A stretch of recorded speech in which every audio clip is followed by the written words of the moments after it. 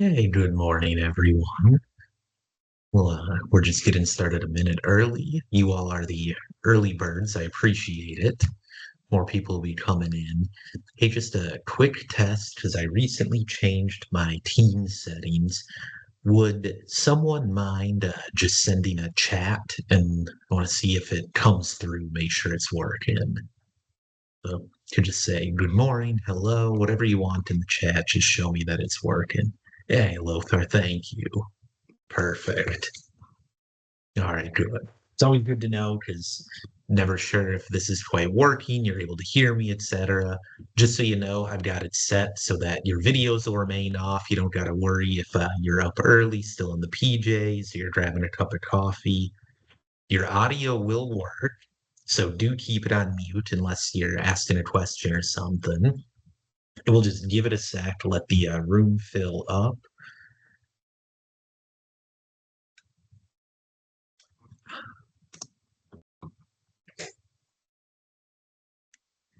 I'm seeing a lot of familiar names. People I haven't talked to in a while. Good morning, Bob. Good morning, Megan. Good morning, Zuma. Calling in from across the ocean, even. And some AI note takers. I had a meeting last week, folks, where there were three people in the meeting and there were five AI note takers. All right, we're giving about 30 more seconds and then I will get started.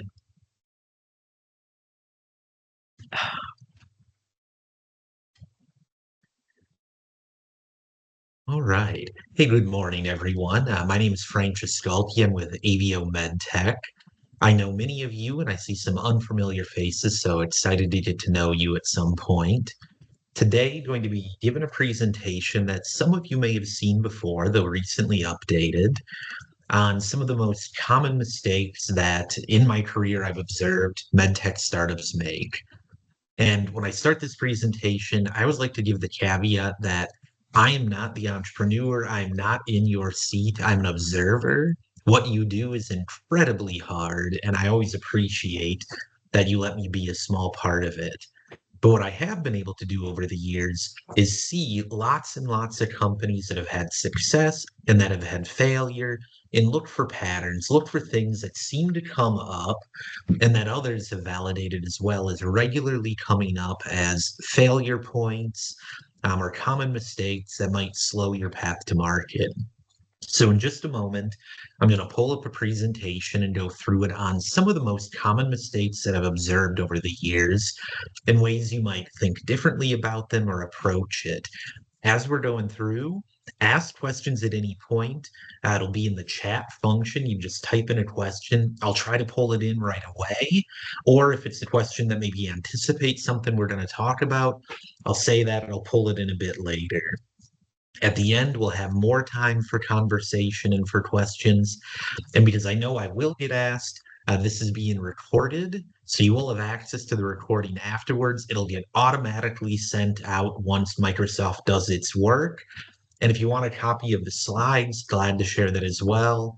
And most importantly, I'm going to say things that are my observations. If you have different views or there's other mistakes you think we should include, please do reach out. Your feedback, your input, your experience is what has made this over the years get better and better. And so with that, we'll see if I can pass the sharing test. And again, just a reminder, as you have questions, just use the chat function, type them in there. All right, and hopefully this works. There we go. I'm just going to move my screen over so that I can see when y'all do have questions. Give me one sec. There we go. All right. If you're not seeing a presentation, now would be the time to mention it in the chat. Assuming you are, I'm going to get started. So again, ask questions all throughout. These are the topics I'm going to cover. Oh, and if you see me glancing over, that's me looking at the other screen to look at any questions you might ask. But these are the topics we're going to cover. These are the things that, in my experience, have come up the most consistently as being challenges that companies run into that might slow down their path to market or even on market. For each one, I'm going to tell you a little bit about it and then a little bit about what I think you can do to better address it. Again, the big caveat, right? I'm not you. You are the entrepreneurs. You are the people who are putting it on the line. I have the good fun of trying to support you in that work. But even if you've done this for a long time, I'm always reminded that even Michael Jordan practiced dribbling and shooting free throws every day, right? Even the best of us need a tune up, need to revisit some of the fundamentals and make sure that we don't miss something important. The first one, and easily the most common one I see, is failure to do full market validation or to do sufficient market validation. A mentor many years ago told me that everything in med device is marketing, that regulatory is marketing, clinical is marketing, R&D is marketing. It's all about how those different functions interact in order to show that you have a product that can come on market. And yet, to this day, I run into companies all the time that have big assumptions about the market and haven't done the scantest amount of validation. They might be a physician who believes because they have a need, every other physician has that need. They might be a patient who has experienced a problem in healthcare, right? We've all been there. But then extrapolates that to be a problem that will be solved in the market and that other people have. No matter what it is, the need to validate that there really is a market is critically important. Um, you need to know not only is there an unmet clinical need, but is there an unmet business need, right? There could be a clinical problem that for other reasons hasn't been addressed. There's poor reimbursement, there's competitive technologies. It's not that high on the priority list of your target customers. Whole range of issues that could stop a clinical need from becoming a market need. And then importantly, that market needs to be large enough and profitable enough that you can sustain the investment required to build your business. There are lots of things where there's a clinical problem and a market problem, but it's just not big enough to make the amount of time and effort and money put into developing a solution worthwhile to address. So what do? Well, you validate. A first and easy thing is to talk to the stakeholders yourself, right? Reach out to nurses, cold call them, to the nurses, to the docs, to the administrators, to payers, to other entrepreneurs. Get out and talk to the market and hear feedback. But I think it's also important to get third party validation, right? Like we all have our biases. We probably like our solution more than anyone else. And in subtle or not so subtle ways, we might influence how others see that solution and see that problem in ways that give us blinders. So, getting a third party to go out and do the work, to have the conversations, can surface insights that you or I wouldn't get on our own. And then in doing that, don't forget the total market. We're going to talk about workflow in a little bit, but workflow is an area where I see all the time that people have identified a clinical problem, they've identified a market problem, but then they build a solution that doesn't fit that market and they still run into problems. So ultimately, I think this is an area where you should get professional help. And I'll tell you, this is not a thing that Avio does itself. I'm not talking my own book here. This is, I think, the most fundamental point where I see startups fail.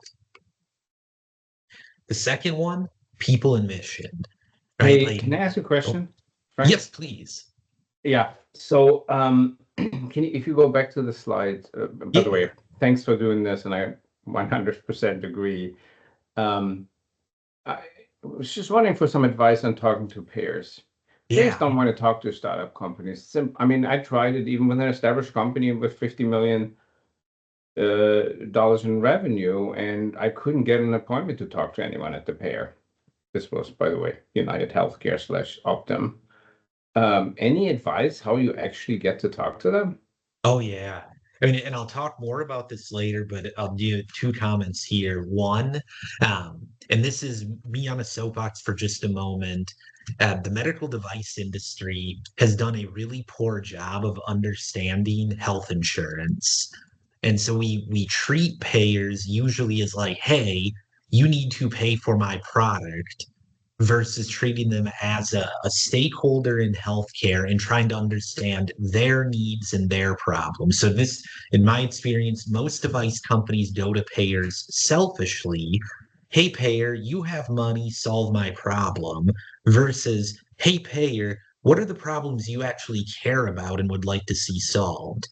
Second comment I'd make is that United Health Group's a great example of this. United Health Group is bigger than the entire medical device industry, and Aetna is bigger than United Health Group. A $50 million company is what an intern works on at United Health Group. And that's a problem I think the device industry hasn't fully embraced, that payers are trying to address multi-billion-dollar challenges. And most of the time, med device companies are talking about single-billion-dollar challenges. My advice would be one, learn how the payer business works. If you're in med device, it's fundamental to what you do. We spend a lot of time understanding doctors' workflow, hospital workflow. We should spend that much time understanding how payers work. And the reason that's important is because I've seen it happen where when companies understand what matters to the payers, they can tune their story in a way that resonates, and then they do get traction. Payers will pay for novel technologies if they see value, but you need to understand what value means to them. And we'll talk a bit more about that at the end. But yeah, it's a great question and very much related to market validation. Like reimbursement is one thing. Actually getting the payers on board is a whole nother thing. Great question, Lothar, and we'll come back to more on it. So the second area where I see a lot of challenges and where this was actually great feedback from Dave Rosa at Neuro One a little bit ago is on people and mission. And this is one of those things that I think every entrepreneur knows, right? Like the team really matters. Your ability to execute is what drives most of the value creation. You could have a great product and a great market, but if you have a poor team, it's likely you're not going to help patients and execute on the business plan. Where I think this becomes a challenge for a lot of companies, and for myself included, is we're not always great at the self reflection and understanding what our limitations are and what our gaps are. And that creates a blind spot where we might struggle on raising money, on making sales, on getting market adoption, and we don't see where we're creating the problems. Or we've got core team members who have been really central to the foundation of the company. They did great work, and now the company is making a change. It's entering a new phase of its development. And it can be very hard to realize, well, we might need to change out the people. We might need to change out ourselves. Now, that ability to self reflect, right, is extremely hard and something we all have to work on. But it's also the sort of thing that conveys credibility to stakeholders. And this is what the people item really is about. Um, there's a big difference between truth and belief. And for a lot of the work that you all are doing, trying to convince an investor to invest in your company, trying to convince a doctor to use a new product, trying to convince a payer to pay for a novel innovation, has more to do with belief than with truth. And what I mean by that is it could be true that your innovation will disrupt medicine in very positive ways. But if the people who need to use it don't believe that, well, then the truth doesn't matter. And I've seen over the years, scientists and engineers get most hung up on this. Marketers tend to have problems going the other way, right? Belief they're good at, truth is the challenge. And I don't mean that as they're liars, but that rather the facts and circumstances don't always drive the decision making. But recognizing that you need to build a team that conveys credibility and changes beliefs to external people, right? You already believe it, you're already on board. How do you build a team that conveys that sort of credibility to other people? And it might be things like how your website looks, it might be the story you tell, it might be the words you use. Classic example over the years that one of my mentors taught me, a thing that doesn't matter, but is kind of a sign that you know what's up, is knowing when to use clearance and when to use approval, right? In general discussion, it doesn't actually matter if you say a 510K was approved, but it can be one little subtle way of showing You have a depth of understanding of the regulatory process. There are things like that all throughout the work you're doing that'll convey an image about you and your company that can either increase or decrease the credibility you have with the targeted stakeholders. Third one that I see a lot is cheaping on regulatory. And by this, I don't mean that they get bad consultants or they do sloppy work. Rather, I see a lot of companies that have let regulatory be the big tentpole and drive strategy versus strategy driving the regulatory path. So I talked to a company actually on Friday that they basically asked for what is the fastest, cheapest way to get market authorization. And the answer I gave them was, well, the fastest, cheapest way would be whatever the market requires in order to adopt your product, which maybe it's a 510K, maybe it's a de novo, maybe it's a PMA, maybe it's a 510K with a post market study. But defining really clearly what the market needs to drive adoption will be the fastest, cheapest way.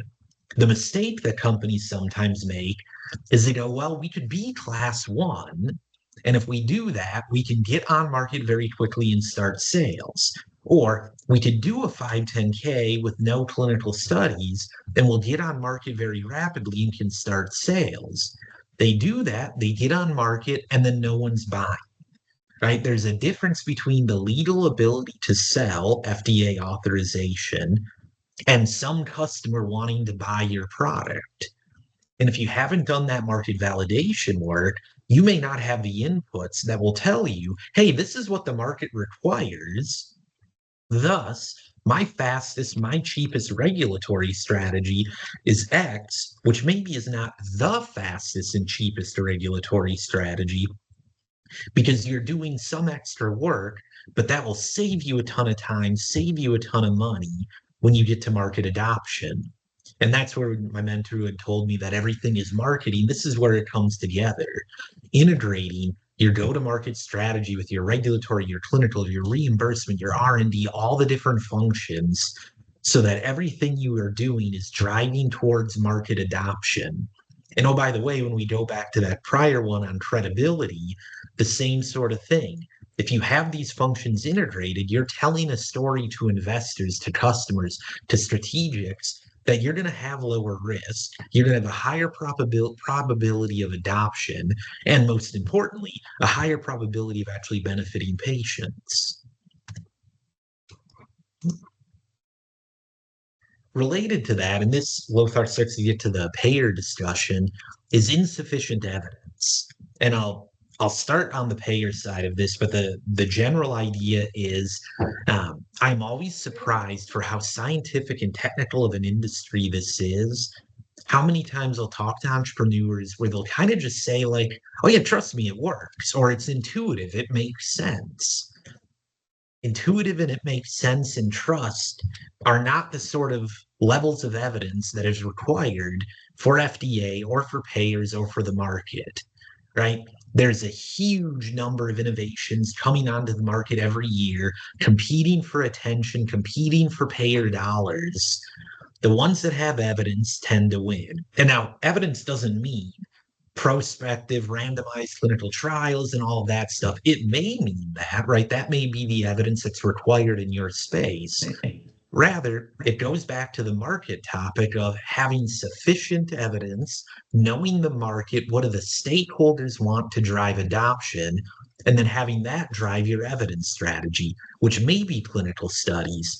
It may just be case reports, or maybe it's literature review, but knowing what is required so that when you go to market, you get adoption is fundamental. And when you start getting into the payer world, this is where the stakeholder understanding becomes really important. Payers have different requirements. And just as a small aside, like health insurance as a business is a really simple one, right? They take in money, they pool it, and then they pay out claims and they keep a bit for administration and for profits. We can argue whether that's the right way, if their profits are too high, if admin costs are too high, but fundamentally, they are pooling dollars to pay for claims. they have a customer on one side, right? Like you or I as an insurance holder are usually our employer who's buying a plan. And every year, right? Probably doing it right now. Insurance renewals are coming up. Everyone's like, gosh, the insurance rates are going up again. It costs so much money. I'm so fed up with this. Why are those rates going up? They're spending more money on healthcare. They're customers, right? They're putting more money out for claims, for new technologies, for new drugs. Doctors' salaries go up. So they have pressure to raise rates. We get mad at that and we move to another insurance company. Along comes a device company with no evidence that says, hey, you should pay for my product. In fact, you should pay me a premium for my product. How do we expect them to react? On one side, they got customers complaining of healthcare costs going up too much. On the other, they have a device company they've never heard of who says, hey, you should pay for my new device. It's a very different story if you're showing up with evidence that your product will improve clinical outcomes, will take out waste, will take out costs. Maybe it eliminates the need to do a different procedure, use a different device, and that cost will go away. That becomes a much more powerful conversation with the payers. Same sort of thing applies with the stakeholders like your docs, your value analysis committees, or any other groups you might be approaching. So again, knowing what your stakeholders need, that market validation, and using that to drive your evidence development strategy. One that's coming up more and more just because, right? Frank, Yep. sorry to interrupt. I just typed it, but you said something powerful. Ones with sufficient evidence tend to win. Is that it's okay if that's anecdotal pattern recognition on your part, or if you've actually seen some study on that? Right. Your statement may in fact lead to me spending more money on creating evidence, which is a good thing to do, but whether it's 10,000 or 50,000, we might need to spend the 50 based on, reliance of that. So it definitely has been a thing that in every conversation I've had with health systems and with payers has come up, where their chief complaint is that there's a lot of, and I'll just pick on the device startups, a lot of device startups knocking on their door for their limited attention, right? And when I say a lot, I mean one hospital exec that I know, when I asked him, like, well, how often or how much, at this point, he was getting 80 pitches a day. He showed me the emails, 80 pitches a day. Now, granted, that also included digital health companies, but just inundated with people going after his attention. Most of them were super early stage, had an idea, wasn't well formed. The ones that got attention had some level of evidence. And the evidence that was required, what sufficient means, varies by sector, right? Like different markets have different market requirements. And that's where that the market validation part is so important. If you're simply making a Me Too product, but you're taking cost out, you probably don't need a lot of evidence other than, look, it's the same thing and the price is lower. If you're bringing a novel therapy to market that's never been done before, you're going to require higher evidence for someone who doesn't know it to go, okay, I'll use that on my patients or I'll pay for it. And I see this a lot of times more in 510K companies, right? If you're doing a PMA, you're kind of by definition generating evidence. Maybe it's not the right evidence, but you're generating evidence. I see a lot of 510K companies where, because they want to save money now, they do fewer studies. They do fewer animal labs, or they do fewer human studies, or they don't do a human study. And maybe FDA doesn't require it, but it's an open question if your customers will require it or the payers will require it. And so it's not that there's a specific study that says there's a level of sufficient evidence. Rather, it's each market has requirements. And if you're not meeting those requirements, you should expect to have a challenging time driving adoption. Excellent. Thank you very much. Yeah. Frank, can I also ask a question? This is Zishan. Please. Yes. So, obviously as startups, you're trying to raise money and trying to be smart about how you spend it. So in your experience, what's the best timing for understanding your, kind of like what kind of evidence would be important, especially if you're talking about PMA type device? Like I think you hit the nail that FDA may require only safety, but your doctor may require benefit, which could be a much more expensive clinical trial. So, but you won't do it unless you have confirmation. Yeah. But that will cost money. So just your experience, like what should be the timing for, let's I say, always early think of that. Yeah, right. Great question. I always think of that old saying of like, when's the best time to plant a tree? Like 30 years ago, and when's the second best time right now?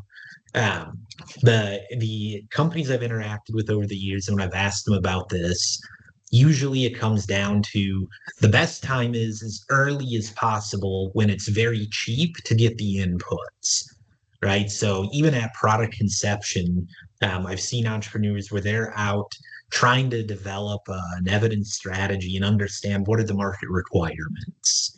And that then feeds into their whole plan. And that doesn't mean they're doing a study on day one. Rather, it's them saying, okay, if I'm going to need to have this big of a prospective clinical study at some point, what are the things I can do now that set me up for that will lower my total costs, that will save time, right? A little bit of planning goes a long way. If that hasn't been done and a company is already pretty far along, I think, and this is truly just my opinion on this, it is well worth doing a bit of digging to understand that as soon as possible, so that if there are problems that are now going to emerge, right? You find out the market requires twice the level of whatever that you had been planning, that you have time to deal with that before it's too late. Like it can be easy to just plow ahead and kind of like, oh, I didn't know that was a thing. But eventually it catches up, which is why one of the reasons I would argue why so many companies don't make it, so many companies don't get funded, right? The accumulation of bad decisions or just constrained decisions early on makes it very difficult. And again, empathetic for all of you because I know that's easy to say, very hard to do. But if you look at companies that have made it in the market, they tended to figure out what evidence was needed early on and build that into their plan. Thanks. Yeah. Going backward. There we go. Now, next one that's coming up more and more as we go from being a hardware-centric and firmware-centric industry to being a software-centric industry, to the point where, I'm reading an Alan Turing biography right now, and he talked about that every machine could be a computer, right, or could be computable, and we're seeing that now play out. Data security and compliance, I think we all get, like, it's important. What I've seen get missed on this is two things. One, it can be designed in from the start and save a lot of time and a lot of money. I have talked to companies that because they didn't address this, they're trying to figure out all kinds of weird workarounds to try to lower their security footprint. The second thing is commercially, it will become a real issue. If you have a product that is going to have data moving back and forth, there's a high probability that every single hospital customer will require you to demonstrate that you're secure and compliant. I've talked to teams at some of the large device companies where they have literally teams that all they do are filling out security spreadsheets that the hospital customers are requiring for new products. I've seen startups, there's a Minnesota startup that is using AI to automate responding to security surveys that some of the hospital customers put out. And I've been told by multiple groups, including the law firms that work on them, that some of these things can take 1 to 2 months of work to respond to. Multiply that by every customer, right? That can be brutal. Then regular security audits on top of your FDA audits. If this work is built in early, if you design it to be secure, you can save a ton of time and a ton of money on your compliance testing, your cybersecurity stuff for FDA. You get through SOC 2 and high trust much easier. But most importantly, it will be an asset when you get on market that your product will be more easily adoptable And that, I think, is a selling point, not only to your customers, to potential strategic partners who may want to acquire the company. Next one that I see a lot is, and this kind of gets to our own personal biases, but the cost of change. Anyone who's tried to make a New Year's resolution understands how difficult this one is, right? Like changing a habit, doing something differently takes time, is hard.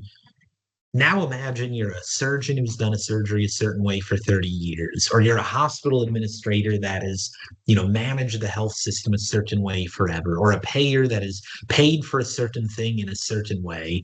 And then some little company they've never heard of knocks on their door and says, you should do it differently. That is hard. That is real hard. And it ties back into your market validation, your evidence strategy, your reg strategy. You start to see how all these things come together. What I've learned from many of you over the years is that there's sort of two strategies to this. And I think of it almost like in retail. If you were Walmart or if you were Nordstrom, you've done pretty well. Macy's, sitting in the middle, has really struggled, right? They're neither ultra luxury nor the cheapest. They've really struggled. In the medtech world, I think of that as niche or transformative. Niche is you're addressing something so specific, so small, excuse me, that you're making such a good fix to it that adoption is easy and worthwhile. I don't got to change my workflow. I just drop this new product in. Or maybe I'm just changing a little bit of it here, and hey, that's easy and the value is good. It's not big change the world value, but it's meaningful value in the context of that procedure. The other end of it is transformative.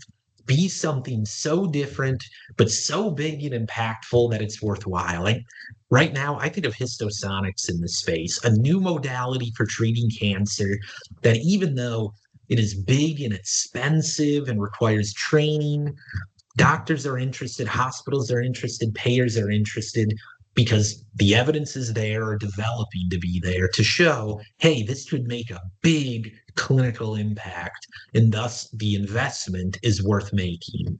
No matter what, it always takes longer and costs more than we would like. I think that's kind of true of everything in med device. All of you are very good people for being so patient, but recognizing that up front and building it into your plan will save you a ton of time and a ton of effort versus just going in and believing, hey, your thing is worth them changing all their behaviors and then them reacting and going, yeah, we're not going to do that. Then as companies start to get commercial, I see this more with entrepreneurs who haven't done it before. Every entrepreneur I've met, if they've done it one time before, they get this, but sales is expensive. What's that old saying? I think from the tech industry, of first time founders focus on product, second time founders focus on distribution, right? Sales costs a lot of money. Product development costs a lot of money. Don't get me wrong, but sales really costs a lot of money, right? Really good sales reps get paid a lot of money and they earn every penny of it, right? Because they're generating the sales. If you have a distributor, they need to pay their bills. They got to pay their team. And the really good ones can command a premium price. But then there's also just the distribution costs, right? You got to have inventory. You got to hold that inventory. You got to ship that inventory. You got to wait to get paid. And that hospital customer might say, hey, we're going to put you on like 90-day terms. So you bought product, probably paid your manufacturer, went out, made a sale, shipped it, and waiting, it might be a 6-month window before you see $1 of that revenue and you're already out the expense. You've got to finance that time and stay alive during it. And at this point, if you haven't generated sufficient evidence, if you haven't pursued the right regulatory strategy, if you don't have a great team in place, all those things can come crashing down and become an untenable situation. What I've heard from many of you over the years and from many others is that one of the ways to address this is with the limited market release. The idea is not to launch nationally or even across an entire state, but to do a very limited and very targeted release, sometimes as narrow as one sales rep, who might be the founder at this point, targeting one customer. And they're going in and trying to make that first sale, prove the model, prove they can get to a customer using the product, probably also prove they can get a customer to use the product again. Why? Well, it keeps your costs down, and yeah, you're not generating a ton of revenue. But at this point, the thing you're probably more trying to avoid is failure. And if you're only on one rep, you can only fail small, right? There are going to be mistakes. No matter how good of work we've done, there will be mistakes in our assumptions, in the timelines, in our cost to go to market. The rep we hire might be the wrong one. Limited market release allows you to fail small. Contrast that to if you raised a pile of money, hired a big sales force, went out, now you got 30 reps out in the market, you're maybe spending $1 million or more a month on sales. And if it turns out one of your assumptions was wrong, you probably don't have the money to pivot, right? You put all that money into hiring and training and inventory, and then you were wrong, right? Limited market release, if you're wrong small. And you learn from that, you adapt, you get better, and then maybe you hire a second rep and you're in a second market. You make new mistakes, right? Because it's different going from 1 to 2, but it's still small. Your failures are small. You adapt, you change, you hire a third. And by this time, maybe you have it figured out better. They ramp faster, they're profitable faster, and you can keep reinvesting and you get that exponential growth versus trying to go up and then crashing down. So the idea of limited market release is fail small so that you can fix your mistakes without tanking the company. And then once you have the playbook figured out, that's when you're able to go out to like those growth investors or others who want the market risk reduced, put the fuel on the fire and step up the growth. Which of course goes to the one that I know is on everyone's mind. It's the single most common thing. Even if you've raised $100 million, you're broke. That is the startup way, but it is the challenge of insufficient capital, right? We know medtech is expensive, and it's been getting more expensive over the years as the easy solutions have been taken. The market's got more complex. There are more companies competing in that market. There are more companies competing for the capital. It is hard and it is expensive. The thing I would say here is it is for everyone, at least you're in the same boat. And second, this is also where the consequence of all those early constraints and those early decisions really comes to bear. Even if you do everything right, it's still hard. Like, I really can't beat up on you that much. But there are things I see over and over again with companies that they're doing that are damaging their ability to raise that capital and get the resources they need in order to go to market. So the first one that I see a lot of is companies that are not VC backable going after VCs, right? Venture capital as an asset class is about 1% of all business financing in the US. So 99% of businesses, including medtech businesses, are not backed by venture capital. In a good year, there might be 600 medtech venture capital deals in the US, and that's deals, not companies, right? There are 9,000 medical device companies in the US. So a very small number of them are raising venture capital. And of that 9,000, 80% of those companies are under 50 employees. These are startups and small companies mainly. If you have a business that is a good technology in a good market, but maybe it's not venture scale or it's not going to grow fast enough, pursuing venture capital is a dead end right from the start. And you shouldn't waste your time. You shouldn't waste the VC's time. It's not having a venture capital strategy. It's they need a finance strategy. It might be private equity. It might be angel. It might be grants. It might be they need to sell finance or they need to find other creative ways to build the business. But not every device startup is venture backable. Venture capital is an asset class that has specific requirements for returns that drive a math of having a certain size market that can grow at a certain speed and teams that can address it at a certain speed. If you don't fit that profile, that is a-okay. It's just don't waste the time. And Jeremiah, right on, get to know faster is very important. The fastest way to get to know is to determine you're not venture backable, and thus you avoid going down that path.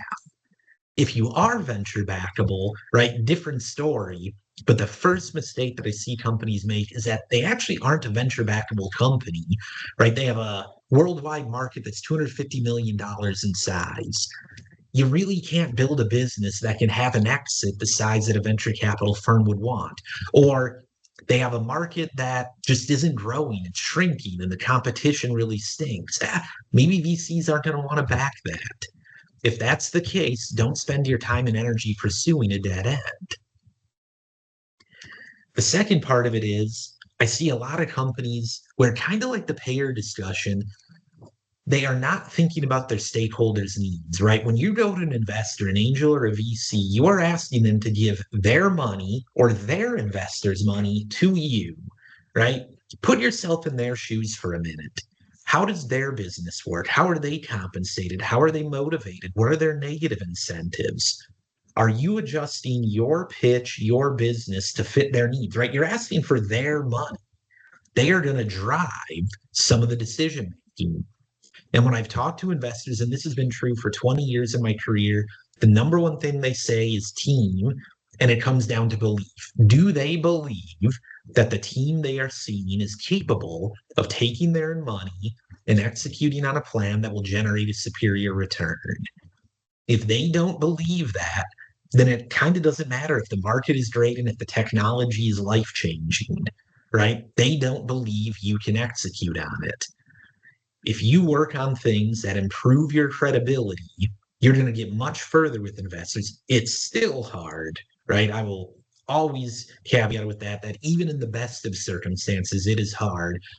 But I see all the time where investor materials have errors, where there are assumptions that are not backed up by data as far as reimbursement or the size of market or adoption, where the team has glaring holes in their ability to execute on key things that their business plan says they're going to need to do.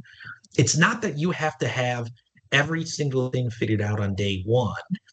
But if you understand what the VCs are looking for, and then you've put thought to that, you have responses, you're able to say, right, we don't address that today, but here's how we're going to address it in the future. And we don't need to address it today, which is why we're going to address it in the future. You should anticipate their needs and respond to them. This is, in many ways, sales, right? The doctor that's buying your product, the payer that's paying for your product, they're not doing it because they want you to be successful. They're doing it because buying your product helps them be successful. What is it that the investors need to be successful that you can provide that makes it easier for them to say yes? Now we get into the payer side, and Lothar, we're coming full circle. When I started 20 years ago, reimbursement was seen as that's what Medtronic will do, or that's what Guidant will do, right? It was someone else's challenge. That changed post ACA for a whole host of reasons, but we've seen increasingly reimbursement be the rate limiter for so many products.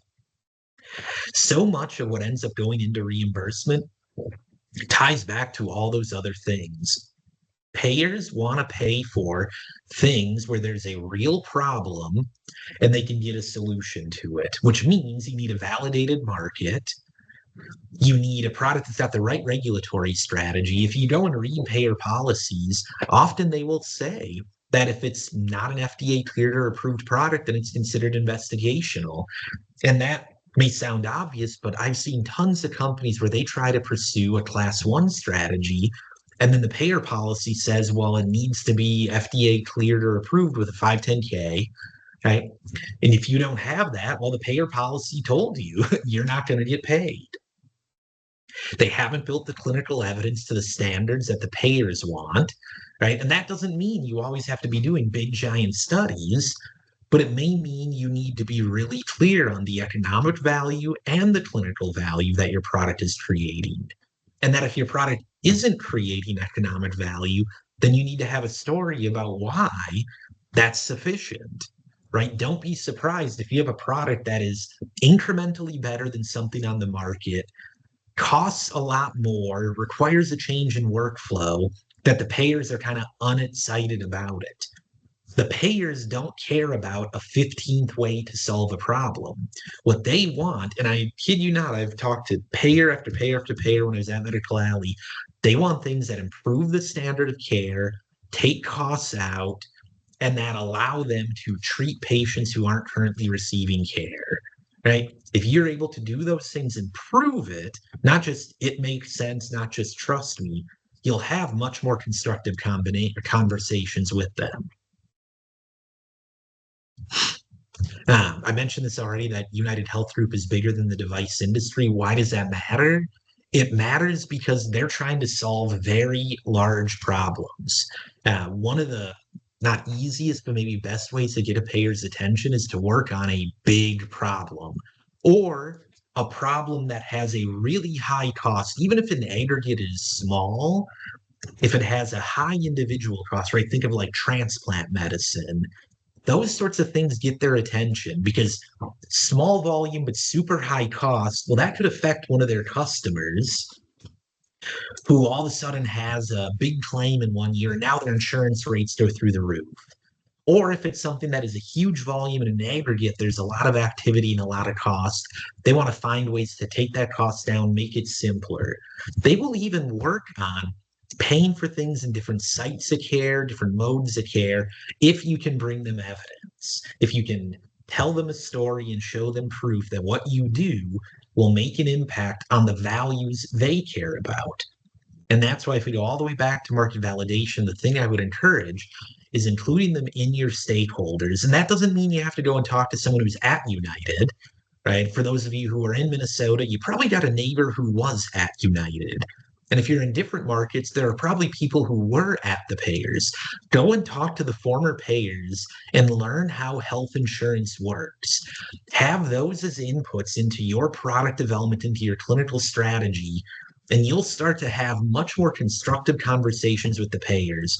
We did this extensively at Medical Alley, where early on we had companies interacting with people who used to work at the payers, and they would give them insights all the time that were changing their fundamental business strategy, because no longer was it just clinical evidence, right? They were looking at the economic evidence from the payer point of view, the clinical evidence from the payer point of view. They were building in payer requirements, not just clinical requirements, into their product development. And with that, I'll stop talking at you, just to say, I get it. Startups are hard. What you are doing is really freaking hard, and I appreciate it. You're making healthcare better, and I've been honored to learn so much from many of you over the years. If you have questions, keep typing them in or chime in. I'll stop sharing in just a second. And if you need help on anything, Avio is here for you.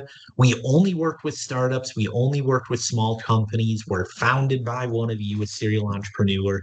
It is an honor to be of service to you. And with that, I'll hit the stop sharing.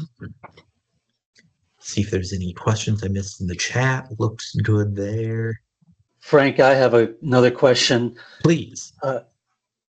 In terms of payer and big problem, we see a hidden problem. It's a negative outcome goes unreported, kind of as a and so, but when it occurs, it's a big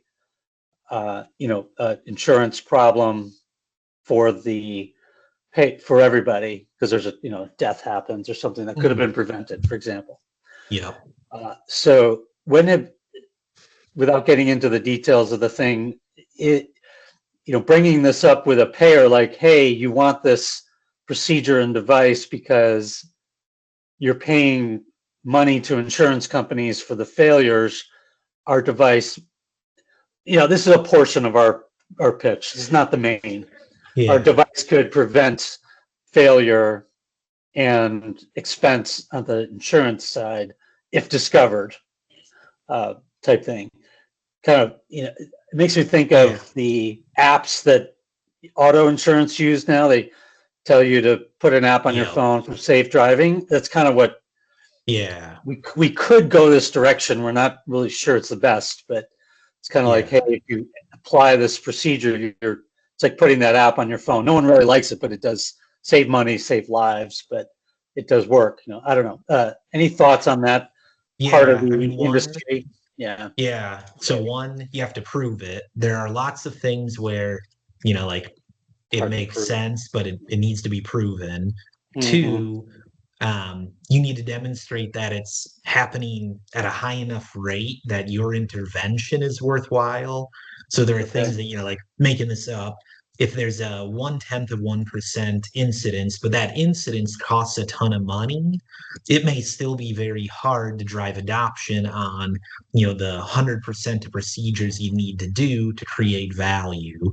And then third, you got to remember that there's, 10,000 plus CPT codes. The payers are paying for a billion different things. They may not know it's an issue.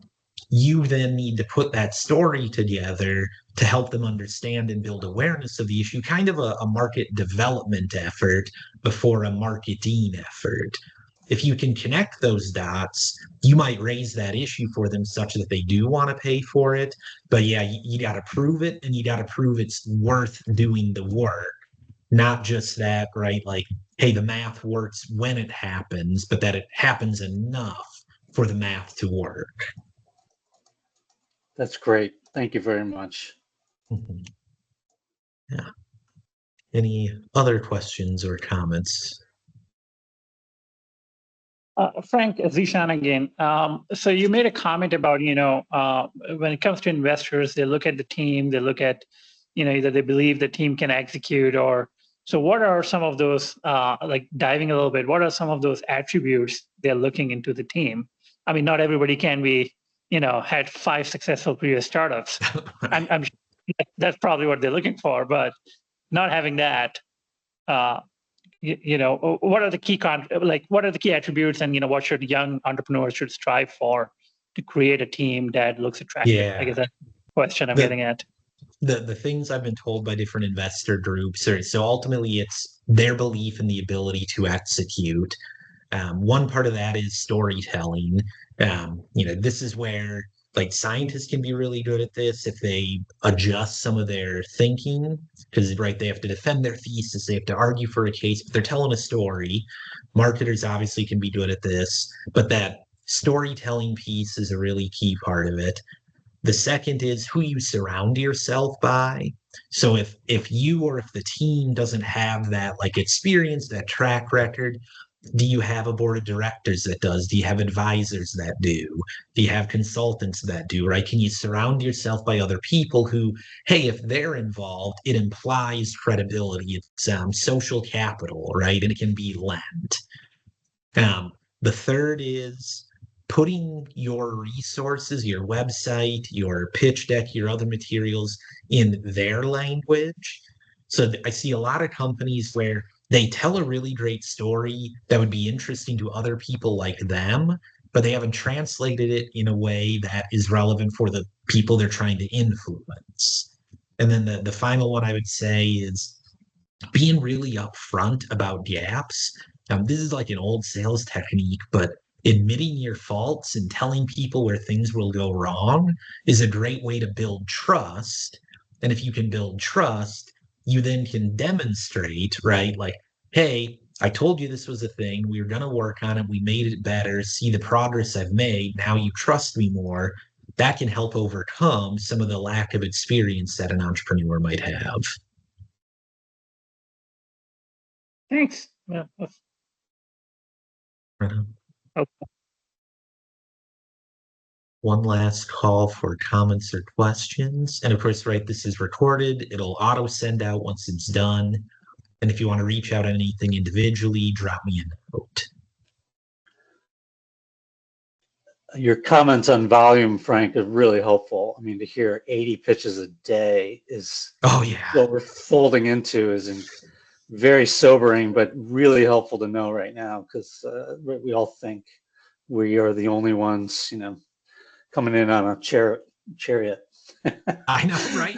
That it is the hardest part to like, we all know, you all know how impactful and how valuable what you're doing is. But also, right, if you probably know other entrepreneurs, there are lots of amazing things being worked on. Now imagine you're on the other side of that fire hose and someone's just, knocking on your door every second. That's hard. That's hard. Yeah, that is. Thank you. So yeah.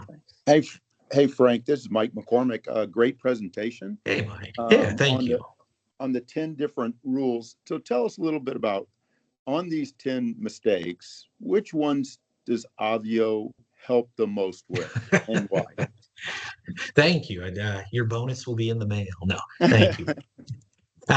Our core work is in regulatory, quality, and R&D program management on the technical side. And then we also have what we call thought partnership to the CEO, which is like startup strategy, looking at go to market, pitch decks. But the totality of it is our team is thinking about what is needed to get to market adoption, what has to be true for patients to benefit from your innovation and for there to be a return. And then when we do our regulatory work, that's the advice we give. If we're doing R&D related work, that's the advice we give. So no matter what function we're doing, we're always trying to think about what needs to be true to drive adoption. And I'll say, even if we don't do it, some of you know me already, you know I do this, we will help you find who can help you solve that problem, get you connected to them, and then get out of your way. Like, if we can help a startup find a key resource so they advance faster, I will do that any day, all day.